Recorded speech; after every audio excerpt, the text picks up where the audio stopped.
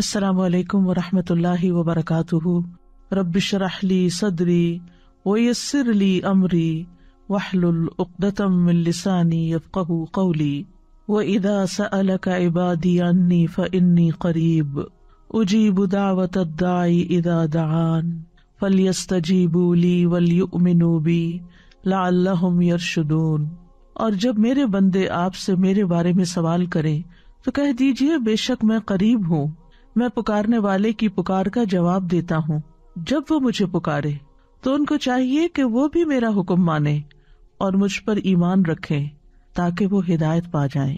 آج ہم نے دوسرے پارے سے سورۃ البقرہ کی آیت نمبر 186 کا انتخاب کیا ہے، جس سے ہمیں یہ پتہ چلتا ہے کہ اللہ سبحانہ وتعالی دعاؤں کا سننے والا ہے۔ اگر انسان اپنی حقیقت پر غور کرے تو ہم سب یہ بات جانتے ہیں کہ اپنی فطرت کے اعتبار سے انسان کمزور ہے، اور وہ کمزور پیدا کیا گیا ہے۔ خلق الانسان ضعیفا، انسان کمزور پیدا کیا گیا ہے اور کمزور کو ہمیشہ سہارے کی ضرورت ہوتی ہے۔ لہذا ہمارے دنیاوی اور دینی اور اخروی معاملات میں جہاں کہیں بھی ہمیں ضرورت ہو تو اللہ سے بہتر سہارا کون ہو سکتا ہے جو ہماری ان معاملات میں صحیح رہنمائی کرے، ہماری مشکلات کو آسان کرے، ہماری ضروریات کو پورا کرے۔ لہٰذا ہمیں اسی کی طرف رجوع کرنا چاہیے، اسی کو پکارنا چاہیے تاکہ ہمیں رہنمائی نصیب ہو۔ لعلہم یرشدون۔ انسان کوئی بھی ہو، امیر ہو، غریب ہو، بادشاہ ہو، فقیر ہو، مرد ہو، عورت ہو، بچہ ہو، بوڑھا ہو، جوان ہو، دنیا میں کتنے بھی کارنامے کر چکا ہو، لیکن وہ سب اللہ کے محتاج ہیں۔ اللہ سبحانہ وتعالیٰ فرماتے ہیں یا ایھا الناس انتم الفقراء الی اللہ واللہ هو الغنی الحمید۔ اے لوگو تم سب اللہ کے محتاج ہو اور اللہ بے نیاز، غنی، تعریف والا ہے۔ لہٰذا ہم سب محتاج ہیں، ہم سب ضرورت مند ہیں، ہم سب اپنے رب کی عنایتوں اور نوازشوں اور رحمتوں کے منتظر ہیں۔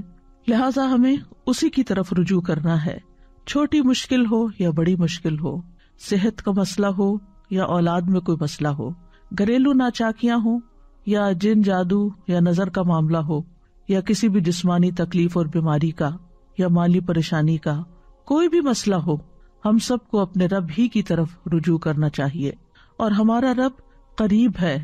اللہ تعالیٰ فرماتے ہیں وَإِذَا سَأَلَكَ عِبَادِي عَنِّي، اور جب آپ سے یعنی محمد صلی اللہ علیہ وسلم سے عبادی میرے بندے، اللہ تعالیٰ محبت سے خطاب کر رہے ہیں بندوں کو جو ضرورت مند ہیں، جو کمزور ہیں، جو پریشان حال ہیں، ان کو اپنا بندہ بتا رہا ہے کہ یہ میرے بندے ہیں۔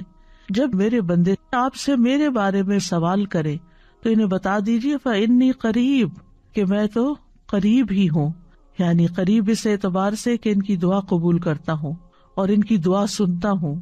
اجیب دعوت الداعی، میں پکارنے والے کی پکار کا جواب دیتا ہوں۔ سبحان اللہ، یعنی جب بندہ اللہ کو پکارتا ہے تو اللہ جواب دیتا ہے، دعا قبول کرتا ہے۔ اگر اس دعا میں کوئی سوال ہوتا ہے، کوئی طلب ہوتی ہے تو میں ان کو عطا کرتا ہوں۔ اور پھر اذا دعانی، جب بھی وہ مجھے پکارے، دن کو پکارے، رات کو پکارے، صبح پکارے، شام کو پکارے، تکلیف کی حالت میں پکارے، خوشحالی میں پکارے، جب بھی پکارے، کیونکہ اللہ الحی القیوم ہے، زندہ ہے، قائم رکھنے والا ہے۔ لا تأخذہ سنۃ ولا نوم، نہ اس کو نیند آتی ہے، نہ اس کو اونگ، نہ وہ سوتا ہے، وہ اونگتا بھی نہیں ہے، وہ 24/7 اپنے بندوں کی نگہداشت کرتا ہے اور اپنے بندوں کو دیکھتا ہے اور اپنے بندوں کی دعائیں سنتا ہے۔ تو جب بھی وہ مجھے پکارے، لیکن اگر وہ چاہتے ہیں کہ ان کی دعائیں قبول کی جائیں تو پھر انہیں بھی کچھ کرنا ہوگا، اور وہ کیا؟ فَلْيَسْتَجِيبُوا لِي، کہ وہ بھی میرا حکم مانے۔ میں نے بھی انہیں کچھ چیزوں کے لیے بلایا ہے۔ مثلاً اللہ سبحانہ وتعالیٰ دن میں 5 دفعہ جو اذان ہوتی ہے اس سے کیا پیغام دیتے ہیں؟ حی علی الصلاۃ، حی علی الفلاح، آؤ نماز کی طرف، آؤ کامیابی کی طرف۔ تو انہیں چاہیے کہ اسی طرح کی اور بھی جس طرح کے اللہ نے حکم دیے ہیں، جس میں اللہ نے بندوں کو پکارا ہے، انہیں چاہیے کہ وہ بھی اللہ کی بات پر لبیک کہیں اور اللہ تعالیٰ کے احکامات پر عمل کریں، اور جن چیزوں سے اللہ تعالیٰ بچنے کا حکم دیتا ہے ان سے بچیں، اللہ کی فرما برداری کریں، اس کی نافرمانی سے پرہیز کریں۔ وَلْيُؤْمِنُوا بِي، اور انہیں چاہیے کہ وہ اس بات پر ایمان لائیں کہ اگر وہ میری فرما برداری کریں گے تو میں انہیں ثواب دوں گا. انہیں اعتماد کرنا چاہیے، ان کا ایمان ہونا چاہیے، انہیں امید رکھنی چاہیے، انہیں میرے آگے عاجزی کرنی چاہیے. اگر وہ ایسا کریں گے تو میں ان کی دعا قبول کر لوں گا. لعلہم یرشدون، تاکہ وہ راہ پا جائیں، تاکہ انہیں ہدایت مل جائے. یعنی کس معاملے میں ہدایت؟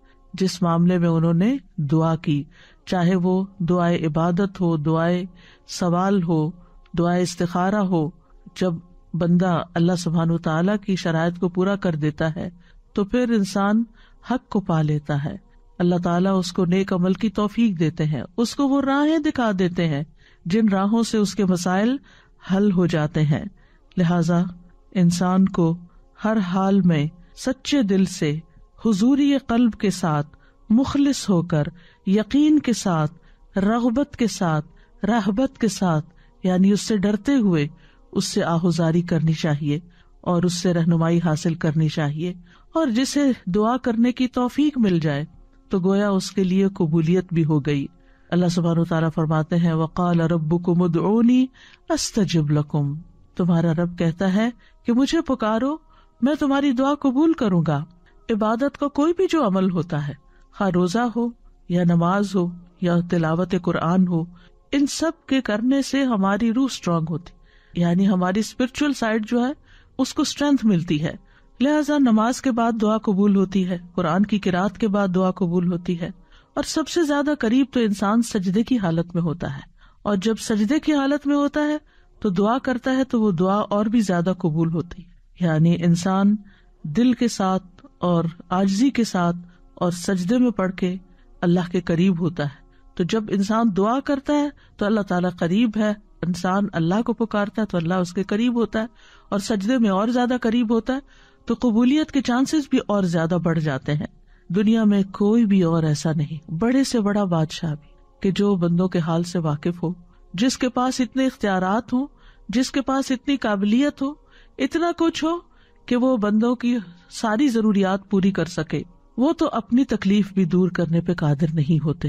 اللہ کو دنیاوی بادشاہوں سے مثال نہیں دی جا سکتی. وَلِلَّهِ الْمَثَلُ الْأَعْلَى، کیونکہ حقیقی بادشاہ تو اللہ ہی ہے، باقی خواہ کوئی بادشاہ ہو یا فقیر ہو وہ سب اس کے بندے ہیں. لہذا ہمیں اللہ کے قرب کو محسوس کرتے ہوئے اللہ سبحانہ تعالیٰ سے دعا کرنی چاہیے، اور اللہ سبحانہ تعالیٰ کا قرب اس کے محسن بندوں کو حاصل ہوتا ہے. قرآن مجید میں آتا ہے ان رحمت اللہ قریب من المحسنین، سورۃ الاعراف 56، بے شک اللہ کی رحمت نیکی کرنے والوں کے قریب ہے. لہذا نیکی کا کوئی بھی جو کام آپ کرتے ہیں اس کے بعد دعا کریں، چاہے آپ صدقہ خیرات کریں، چاہے آپ ذکر اذکار کریں، درود شریف پڑھیں. درود شریف تو خود ایک مکمل دعا ہے. اگر انسان کوئی بھی اور دعا نہ مانگے، صرف درود شریف ہی پڑھتا رہے تو اس کی ساری حاجات پوری ہو جاتی ہیں. اور خاص طور پر جب بندہ اللہ کو پکارتا ہے تو اللہ بندے کے قریب ہوتا ہے. ابو موسیٰ اشعری کہتے ہیں کہ ہم ایک سفر میں رسول اللہ صلی اللہ علیہ وسلم کے ساتھ تھے. جب ہم کسی وادی میں اترتے تو لا الہ الا اللہ اور اللہ اکبر کہتے اور ہماری آوازیں بلند ہو جاتی. تو نبی صلی اللہ علیہ وسلم نے فرمایا، اے لوگو اپنی جانوں پر رحم کرو، کیونکہ تم کسی بہرے یا غائب کو نہیں پکار رہے، وہ تو تمہارے ساتھ ہی ہے. بے شک وہ سننے والا اور تم سے بہت قریب ہے. اس کا نام برکتوں والا ہے اور اس کی عظمت بہت ہی بڑی ہے. لہٰذا ایسے رب کو پکار کر کبھی کوئی مایوس ہو سکتا ہے. زکریا علیہ السلام نے کہا تھا کہ وَلَمْ أَكُنْ بِدُعَائِكَ رَبِّ شَقِيًّا، کہ تجھ سے دعا مانگ کے تو اے رب میں کبھی نامراد ہوا ہی نہیں، میری تو ساری ہی قبول ہوئی. اور یہ حقیقت ہے کہ جب بندہ دعا کرتا ہے تو دعا قبول ہوتی ہے، چاہے وہ نیک ہو، اس کو مانتا ہو یا نہ مانتا ہو، وہ ہر ایک کی سنتا ہے. اور پھر وہ کس شکل میں قبول ہوتی، یا تو اس کو وہی چیز مل جاتی ہے جو اس نے مانگی ہوتی ہے، یا پھر اس جیسی کوئی تکلیف دور کر دی جاتی ہے یعنی اس درجے کی، اور یا پھر قیامت کے دن کے لیے محفوظ کر دی جاتی. اور وہاں جا کر تو بندہ یہ چاہے گا کہ کاش دنیا میں اس کی کوئی بھی دعا قبول نہ ہوتی اور آج ساری دعائیں حسنات کی شکل میں میزان کو بھاری کرنے والی بن جاتی. یاد رکھیے کہ جتنے خلوص کے ساتھ بندہ دعا کرتا ہے اتنی ہی تیزی کے ساتھ دعا اوپر اٹھتی ہے اور اتنی ہی تیزی کے ساتھ اللہ کی بارگاہ میں پہنچتی ہے. نبی صلی اللہ علیہ وسلم نے فرمایا، جس نے لا الہ الا اللہ وحدہ لا شریک لہ لہ الملک ولہ الحمد وہو علی کل شیء قدیر، اپنے دل سے خالص ہو کر زبان سے اس کی تصدیق کرتے ہوئے کہا تو اس کے لیے آسمان کے دروازے کھول دیے جاتے ہیں، حتیٰ کہ اللہ تعالیٰ زمین میں اس کے کہنے والے کی طرف دیکھتا ہے۔ جس کی طرف اللہ نے دیکھ لیا اس بندے کا یہ حق ہے کہ اس کا مطالبہ اس کو عطا کر دے۔ لہذا کمی ہمارے اندر ہوتی، ہمیں دعا کرنے کا ڈھنگ نہیں آتا، ہمیں مانگنا نہیں آتا، ہم پورے یقین سے نہیں مانگتے، ہمارے اندر وہ خلوص نہیں ہوتا، لہذا قبولیت بھی اس درجے کی نہیں ہوتی۔ یاد رکھیے تمام مخلوق اللہ سے مانگتی ہے اور اللہ سبحانہ وتعالی ہر دن ایک نئی شان میں ہوتا ہے۔ سورۃ الرحمن میں اللہ تعالیٰ فرماتے ہیں یسألہ من فی السماوات والارض کل یوم ھو فی شأن، اسی سے مانگ رہے ہیں جو کوئی آسمانوں اور زمین میں ہے، ہر دن وہ ایک نئی شان میں، یعنی ایک دن اگر ایک دعا قبول نہیں ہوئی تو اگلے دن پھر مانگ لی جائے، پھر مانگ لی جائے، کیونکہ ہمارا رب قریب ہے، مجیب ہے۔ وقال ربکم ادعونی استجب لکم ان الذین یستکبرون عن عبادتی سیدخلون جہنم داخرین، اور تمہارے رب نے فرمایا مجھے پکارو میں تمہاری دعا قبول کروں گا، بے شک وہ لوگ جو میری عبادت سے تکبر کرتے ہیں ان قریب ذلیل ہو کر جہنم میں داخل ہوں گے۔ تو یہاں دعا کو عبادت کہا گیا ہے، اگرچہ ہماری ضرورت ہوتی ہے تو ہم اللہ کو پکارتے ہیں، لیکن یہ پکارنا بھی ایک عبادت بن جاتا ہے اور اس پر بھی انسان اجر پاتا ہے۔ اور یاد رکھیے وہ بہترین قبولیت بخشنے والا ہے۔ قرآن و حدیث میں دعاؤں کی قبولیت کی بے شمار مثالیں ملتی ہیں کہ ہمارا رب ناممکن کو ممکن بنا دینے والا ہے۔ ہم دیکھتے ہیں کہ نوح علیہ السلام نے اللہ تعالیٰ کو پکارا تو اللہ تعالیٰ نے ان کی دعا قبول کر لی۔ وَلَقَدْ نَادَانَا نُوحٌ فَلَنِعْمَ الْمُجِيبُونَ، سورۃ الصافات میں آتا ہے، اور بلا شبہ نوح نے ہمیں پکارا تو یقیناً ہم کتنے اچھے قبول کرنے والے، یعنی ان کی دعا ہم نے قبول کر لی۔ ایک دوسری جگہ پر آتا ہے سورۃ الانبیاء میں وَنُوحًا إِذْ نَادَىٰ مِن قَبْلُ فَاسْتَجَبْنَا لَهُ فَنَجَّيْنَاهُ وَأَهْلَهُ مِنَ الْكَرْبِ الْعَظِيمِ، اور نوح کو بھی جب اس نے اس سے پہلے پکارا تو ہم نے اس کی دعا قبول کر لی، پھر اسے اور اس کے گھر والوں کو بہت بڑی گھبراہٹ سے بچا لیا۔ جب شیطان ہمارے دل میں مایوسی ڈالے کہ تمہاری نہیں سنی جائے گی، تمہاری نہیں قبول ہوگی، پتہ نہیں قبول ہوگی بھی یا نہیں، تو فوراً سوچا کرے کہ نوح علیہ السلام کی تو اللہ نے قبول کر لی تھی، وہ ضرور میری بھی دعا قبول کر لے گا۔ یونس علیہ السلام نے مچھلی کے پیٹ میں اللہ کو پکارا تھا، فنادى في الظلمات الا اله الا انت سبحانك انی كنت من الظالمین فاستجبنا له ونجیناه من الغم وكذلك ننجی المؤمنین۔ تو اس نے اندھیروں میں پکارا کہ تیرے سوا کوئی معبود نہیں، تو پاک ہے، یقیناً میں ظلم کرنے والوں میں سے ہو گیا ہوں۔ تو ہم نے اس کی دعا قبول کر لی اور اسے غم سے نجات دی، اور اسی طرح ہم ایمان والوں کو نجات دیتے، یعنی باقی ایمان والے بھی اگر یونس علیہ السلام کے نقش قدم پر چلتے ہوئے اللہ سے دعا کریں اور اپنے قصور کا اعتراف کریں تو اللہ تعالیٰ ضرور ان کی بھی سنے گا۔ ایوب علیہ السلام نے اللہ کو پکارا، اللہ نے ان کی دعا قبول کر لی۔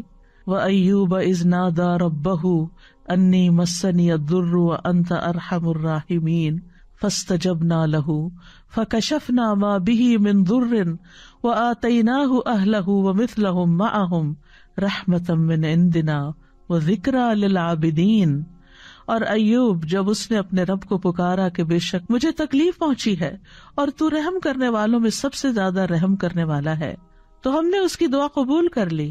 مانگنے کا کتنا خوبصورت انداز ہے، بس اسے جو بھی تکلیف تھی دور کر دی، اور اسے اور اس کے گھر والے اور ان کے ساتھ ان کی مثل اور عطا کر دیے اپنے پاس سے رحمت کے لیے اور ان لوگوں کی یاد دہانی کے لیے جو عبادت کرنے والے ہیں، یعنی جو باقی دعائیں کرنے والے ہیں ان کے لیے بھی ایک ریمائنڈر ہے کس طرح دعا کی جاتی ہے اور کیسے وہ قبول ہوتی ہے اور کیسے مشکلات آسان ہوتی ہیں۔ اس لیے اس رب سے مایوس ہونے کی ضرورت نہیں۔ یوسف علیہ السلام نے اللہ تعالیٰ کو پکارا تھا، اللہ تعالیٰ نے ان کی دعا قبول کر لی۔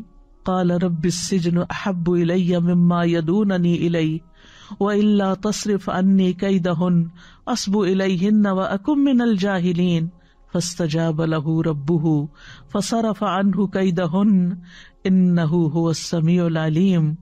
اس نے کہا اے میرے رب، مجھے قید خانہ اس سے زیادہ محبوب ہے جس کی طرف یہ سب مجھے دعوت دے رہی ہیں، اور اگر تو مجھ سے ان کے فریب کو نہ ہٹائے گا تو میں ان کی طرف مائل ہو جاؤں گا اور جاہلوں میں سے ہو جاؤں گا۔ تو اس کے رب نے اس کی دعا قبول کر لی، بس اس سے ان عورتوں کا فریب ہٹا دیا، بے شک وہی سب کچھ سننے والا، سب کچھ جاننے والا ہے۔ ابراہیم علیہ السلام نے اللہ کو پکارا، اللہ نے ان کی دعا سن لی۔ ابن عباس رضی اللہ عنہ کہتے ہیں کہ کلمہ حسبنا اللہ و نعم الوکیل ابراہیم علیہ السلام نے اس وقت کہا تھا جب ان کو آگ میں ڈالا گیا تھا۔ ان کے یہ کہنے پر آگ ٹھنڈی ہو گئی۔ انہوں نے کہا اسے جلا دو اور اپنے معبودوں کی مدد کرو اگر تم کرنے والے ہو۔ تو ہم نے کہا اے آگ تو ابراہیم پر سراسر ٹھنڈک اور سلامتی بن جا۔ موسیٰ علیہ السلام نے اللہ کو پکارا اور اللہ نے ان کی دعا سن لی۔ اللہ سبحانہ تعالیٰ فرماتے ہیں بلا شبہ تم دونوں کی دعا قبول کر لی گئی، بس دونوں ثابت قدم رہو اور ان لوگوں کے رستے پر ہرگز نہ چلو جو جانتے نہیں ہیں، یعنی فرعونی اور ان کے اہل و عیال اور ان کی آل۔ زکریا علیہ السلام نے اپنے رب کو پکارا، وزکریا اذ نادى ربه رب لا تذرنی فردا وانت خیر الوارثین فاستجبنا له ووهبنا له يحيى واصلحنا له زوجه انهم كانوا يسارعون في الخيرات ويدعوننا رغبا ورهبا وكانوا لنا خاشعين۔ اور زکریا جب اس نے اپنے رب کو پکارا کہ اے میرے رب مجھے اکیلا نہ چھوڑ اور تو سب وارثوں سے بہتر ہے، تو ہم نے اس کی دعا قبول کر لی اور اسے یحییٰ عطا کیا اور اس کی بیوی کو اس کے لیے درست کر دیا۔ بے شک وہ نیکیوں میں جلدی کرتے تھے اور ہمیں رغبت اور خوف سے پکارتے تھے اور وہ ہمارے لیے عاجزی کرنے والے تھے۔ تو اس سے کیا پتا چل رہا ہے کہ اگر ہم چاہتے ہیں کہ ہماری دعائیں قبول ہوں تو پھر ہمیں نیکیوں میں جلدی کرنی ہوگی، نیکی کے کاموں میں آگے بڑھنا ہوگا اور ہر حال میں رب کو پکارتے چلے جانا ہوگا، رغبت سے بھی اور خوف سے بھی، یعنی اللہ سے امید رکھتے ہوئے بھی اور اس سے ڈرتے ہوئے بھی۔ اور رسول اللہ صلی اللہ علیہ وسلم کی بھی بہت سی دعائیں اللہ سبحانہ و تعالیٰ نے قبول فرمائی۔ حضرت سارہ نے اپنے رب کو پکارا، اللہ نے ان کی دعا قبول کر لی جب وہ ایسے ظالم بادشاہ کے پاس گھیر کے لائی گئی کہ جو ان کے ساتھ برائی کا ارادہ کرتا تھا، تو انہوں نے کھڑے ہو کر وضو کیا، نماز پڑھنے لگی، پھر دعا کی، اے اللہ اگر میں تجھ پر اور تیرے رسول پر ایمان لائی ہوں اور میں نے اپنی شرمگاہ کو اپنے شوہر کے سوا محفوظ رکھا ہے تو اس کافر کو میرے اوپر مسلط نہ ہونے دے۔ اس پر بادشاہ کا سانس گلے میں پھنس گیا اور وہ گر کر ایڑیاں رگڑنے لگا۔ ان کی دعا قبول ہو گئی اور ان کو اس مصیبت سے نجات ملی، اور یہاں انہوں نے اپنے نیک اعمال، اپنی چیسٹی کا وسیلہ اللہ کے سامنے رکھا۔ پھر اسی طرح ایک اور قصہ آتا ہے غار والوں کا، جنہوں نے اپنے نیک اعمال کو وسیلہ بنایا، اللہ کو پکارا اور اللہ تعالیٰ نے ان کی دعا سن لی۔ بنی اسرائیل کے 3 لوگوں کا واقعہ ہے جو کہیں باہر جا رہے تھے کہ اچانک بارش ہونے لگی تو انہوں نے ایک پہاڑ کے غار میں جا کر پناہ لی۔ اتفاق سے پہاڑ کی ایک چٹان اوپر سے لڑکی اور اس غار کے منہ کو بند کر دیا۔ اب ایک نے دوسرے سے کہا کہ اپنے سب سے اچھے عمل کا جو تم نے کبھی کیا ہو نام لے کر اللہ سے دعا کرو، یعنی اچھے عمل کو وسیلہ بنا کے دعا کرو۔ تو بہرحال جب اس نے دعا کی اپنے والدین کی خدمت کے حوالے سے تو چٹان تھوڑی سی رک گئی۔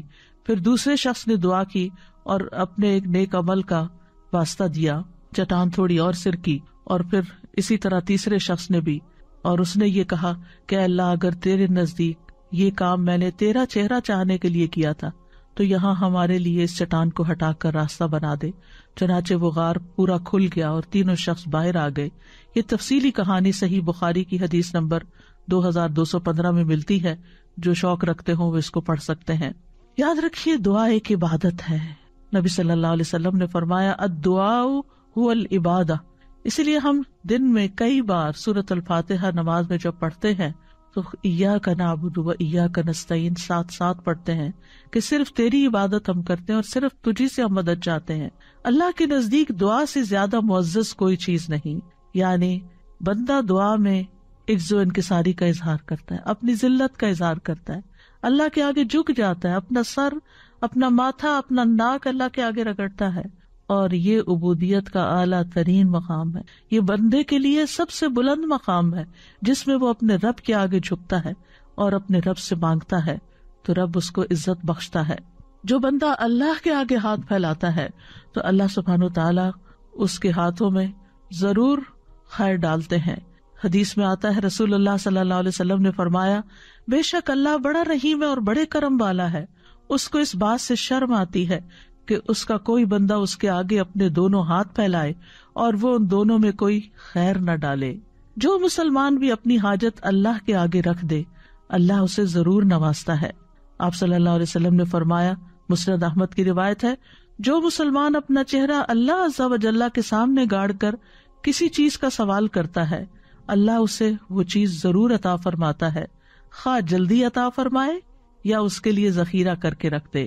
لہٰذا ہمیں خاص طور پر قبولیت کے اوقات میں اللہ تعالیٰ سے دعا مانگتے رہنا چاہیے. اللہ تعالیٰ خود بندے کو پکارتے ہیں. جب رات کا 1/3 حصہ بچتا ہے تو اللہ تعالیٰ آسمان دنیا پہ نزول فرماتے ہیں اور فرماتے ہیں کون ہے جو مجھ سے دعا کرے تو میں اس کی دعا قبول کر لوں، کون ہے جو مجھ سے بخشش طلب کرے تو میں اسے بخش دوں. اب رمضان میں سحری کے وقت تو اٹھنا ہی ہوتا ہے. یہ وہی وقت ہوتا ہے جو دعاؤں کی قبولیت کا اور خصوصاً استغفار بخشش کی دعا مانگنے کا ہوتا ہے. وَبِالْأَسْحَارِ هُمْ يَسْتَغْفِرُونَ، اور سحری کے وقت وہ استغفار کرتے ہیں. پھر فرمایا کون ہے جو مجھ سے رزق طلب کرے کہ میں اسے رزق عطا کر دوں. تو جو لوگ اپنے رزق کے لیے پریشان ہیں، خاص طور پر ان حالات میں، آج کل کے دنوں میں کورونا کی وجہ سے جب لوگوں کے اوپر ایک خاص تنگی آئی ہوئی ہے، مشکل آئی ہوئی ہے ہر طرح کے معاملات میں، خصوصاً رزق کے معاملے میں، تو اس میں بندہ اپنے رب سے رزق مانگے. اور رمضان کا مہینہ ایسا مہینہ ہے کہ جس میں اپنی ساری حاجتیں اپنے رب کے سامنے رکھنے کا ایک بہترین موقع ہے. آپ کم از کم 30 ایسی دعائیں لکھ کے رکھ لیں کہ جو آپ نے اپنے رب سے مانگنی ہے. اگر وقت تھوڑا بھی ہو تو ہر روز کے لیے ایک دعا خوب عاجزی اور انکساری کے ساتھ سحری کے وقت مانگے.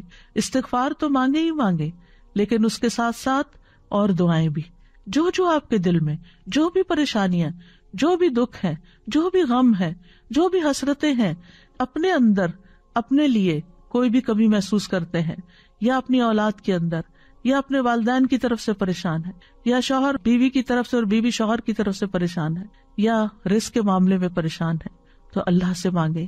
ہو سکتا ہے یہ رمضان آپ کی زندگی میں بہت بڑی تبدیلی لے آئے اور آپ کے سارے غم اور دکھ دور ہو جائیں. کیونکہ اللہ تعالیٰ پکارتے رہتے ہیں کون ہے جو تکلیف دور کرنے کی درخواست کرے کہ میں اس کی تکلیف دور کر دوں. تو کسی بھی چیز سے جو آپ کو تکلیف ہوتی ہے اس کے دور کرنے کے لیے اپنے رب کو پکاریں.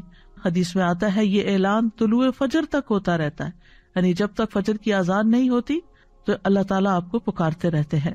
تو اللہ نے دعا مانگنے کا حکم دیا ہے اور قبولیت کا وعدہ کیا ہے، لہذا قبولیت کے لیے اللہ کو پکارتے رہنا چاہیے. کیونکہ شیطان انسان کے دل میں وسوسہ ڈالتا ہے تم تو بہت گناہگار ہو، تمہاری کہاں سنی جائے گی. یاد رکھیے اللہ تعالیٰ گناہگاروں کی بھی سنتا ہے. حدیث میں آتا ہے مظلوم کی دعا قبول کی جاتی ہے اگرچہ وہ گناہگار ہو، بس اس کا گناہ اس کے نفس پر ہے. سفیان بن عیینہ کہتے ہیں کہ دعا کرنے کو ترک نہ کرو. کسی بھی حال میں بڑے سے بڑا جرم کیا، بڑے سے بڑا قصور کیا، لیکن اللہ سے مایوس نہ ہو. وہ کہتے ہیں اور تم اپنے نفسوں کے بارے میں جو کچھ جانتے ہو وہ چیز تمہیں دعا مانگنے سے نہ روکے، کیونکہ بلیل انسان علی نفسہ ہی بصیرہ، انسان اپنے بارے میں اپنے آپ کو خوب جانتا ہے، خوب آگاہ ہے. بس اللہ نے تو ابلیس کی بھی دعا قبول فرمائی، حالانکہ وہ تمام مخلوقات سے بدتر ہے. اس نے کہا تھا قال انذرنی الی یوم یبعثون، کہ مجھے اس دن تک مہلت دے رب جب یہ سب اٹھائے جائیں گے. تو اللہ تعالیٰ نے اس کی دعا قبول کر لی اور اس کو مہلت دے دی. لیکن وہ اپنے سے مانگنے والوں سے محبت رکھتا ہے، اس کو پسند کرتا ہے. سفیان ثوری کہا کرتے تھے اے وہ ذات جس کو اپنے تمام بندوں میں سے وہ انسان سب سے زیادہ محبوب ہے جو اس سے مانگے تو کثرت سے اس سے سوال کرے، زیادہ مانگے، انسسٹ کرے، مانگتا چلا جائے، بار بار مانگے. اے وہ ذات جس کو اپنے تمام بندوں میں وہ انسان سب سے زیادہ ناپسند ہے جو اس سے نہ مانگے، اور تیرے سوا کوئی بھی ایسا نہیں ہے میرے رب، یہ تو ہی ہے کہ جو مانگنے والے سے محبت کرتا ہے، ورنہ مخلوق تو مانگنے والوں سے نفرت کرتی ہے، اور اس کے برعکس اگر کوئی تجھ سے نہ مانگے تو اس کو ناپسند کرتا ہے. یاد رکھیے ہر چیز اللہ سے مانگیے، چھوٹی سے چھوٹی چیز اور بڑی سے بڑی چیز. بندہ جب بندوں سے مانگتا ہے تو ان کی نگاہوں میں چھوٹا ہو جاتا ہے، لیکن بندہ جب رب سے مانگتا ہے تو رب کی نگاہ میں بڑا ہو جاتا ہے، معزز ہو جاتا ہے. ابو ذر غفاری رضی اللہ عنہ روایت کرتے ہیں کہ نبی صلی اللہ علیہ وسلم اپنے رب تبارک و تعالیٰ سے روایت کرتے ہیں کہ بے شک اللہ تعالیٰ فرماتا ہے اے میرے بندو تم سب گمراہ ہو سوائے اس کے جسے میں ہدایت دوں. بس تم مجھ سے ہدایت مانگو، میں تمہیں ہدایت دوں گا۔ اے میرے بندو تم سب بھوکے ہو سوائے اس کے کہ جسے میں کھلاؤں، تو تم مجھ سے کھانا مانگو، میں تمہیں کھانا کھلاؤں گا۔ اے میرے بندو تم سب برہنہ ہو سوائے اس کے جسے میں لباس پہناؤں، تو تم مجھ سے لباس مانگو، میں تمہیں لباس پہناؤں گا۔ اے میرے بندو تم سب دن رات گناہ کرتے ہو اور میں سارے گناہوں کو بخشتا ہوں، تو تم مجھ سے بخشش مانگو، میں تمہیں بخش دوں گا۔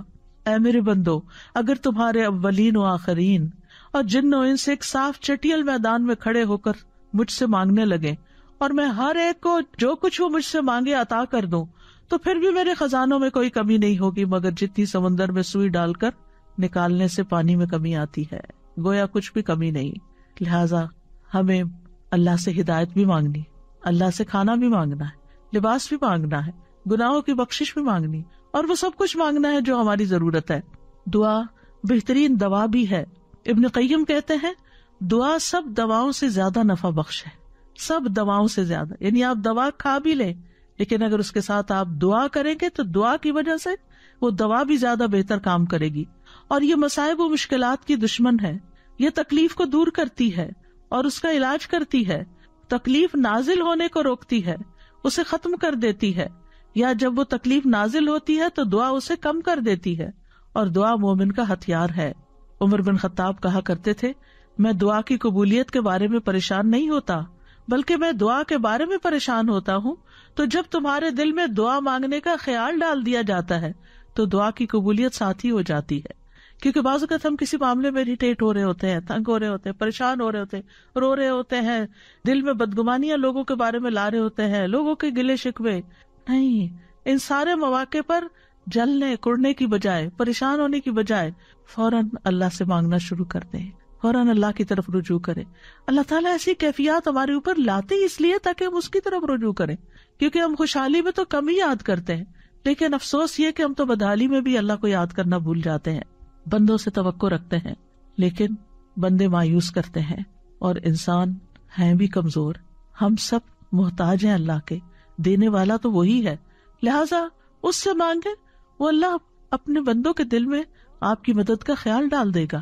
پھر یاد رکھیے کہ دعا صرف ایک دفعہ مانگ کے یہ نہیں کہنا چاہیے کہ میری تو قبول نہیں ہوئی، تکرار سے مانگتے چلے جائیں۔ ابو درداء کہا کرتے تھے کہ دعا مانگنے میں زور صرف کرو، زور لگاؤ، کیونکہ جو کثرت سے دروازہ کھٹکھٹاتا ہے قریب ہے کہ اس کے لیے دروازہ کھول دیا جائے، اور جو اللہ سے نہیں مانگتا اللہ اس سے ناراض ہو جاتا ہے۔ اور یاد رکھیے دعا مانگ کے مایوس بھی نہیں ہونا چاہیے، کیونکہ اللہ کی رحمت سے مایوسی کبیرہ گناہوں میں شامل ہے، اور بندوں کی مایوسی پہ رب مسکراتا ہے۔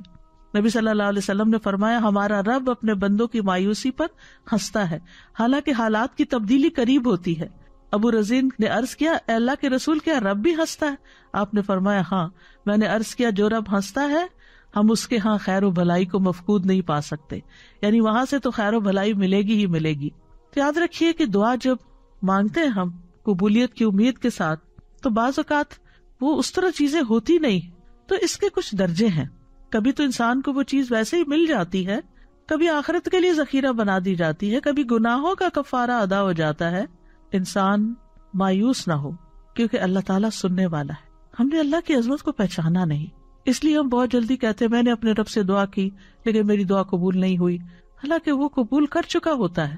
بعض اوقات ہم کوئی چیز مانگ رہے ہوتے ہیں لیکن اس سے زیادہ ہمیں اس بلا سے بچنے کی ضرورت ہوتی ہے جو راستے میں آ رہی ہوتی، تو جب بندہ دعا کرتا ہے تو بلا واپس چلی جاتی ہے۔ دعا جو ہے وہ قضا کو بھی بدل دیتی، تقدیر کو بھی بدل دیتی ہے، قضا کو بھی رد کر دیتی ہے۔ ایک مصیبت آنے والی ہوتی، ایک آفت آپ کے راستے میں ہوتی ہے کہ اتنے میں آپ کسی اور چیز کے لیے دعا کرنا شروع کر دیتے، تو آپ کا رب آپ کو وہ چیز دینے کی بجائے آپ کی وہ آنے والی مصیبت ٹال دیتا ہے۔ لیکن کبھی جیسے انسان مانگتا ہے ویسے ہی مل بھی جاتا ہے۔ جیسے ابراہیم علیہ السلام نے ایک بیٹے کی دعا مانگی تھی، صرف بیٹے کی نہیں، رب ہب لی من الصالحین فبشرناہ بغلام حلیم، تو اللہ نے ان کو ایک بردبار لڑکے کی بشارت دی، یعنی جس کے اندر بردباری ہو، واقعی نیکی کے راستے پر اس کے لیے چلنا آسان ہوتا ہے، اور کبھی مانگی ہوئی چیز سے بھی بہتر عطا کرتا ہے۔ عمران کی بیوی نے اللہ سبحانہ تعالیٰ سے نظر مانی کہ جو میرے پیٹ میں وہ آزاد ہوگا تو مجھ سے قبول فرما۔